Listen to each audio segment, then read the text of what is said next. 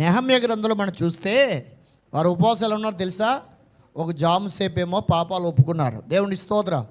ఒక జాము సేపేమో ధర్మశాస్త్రాన్ని పఠించారు, హల్లెలూయా. ఒక జాము సేపు ప్రార్థన చేశారు.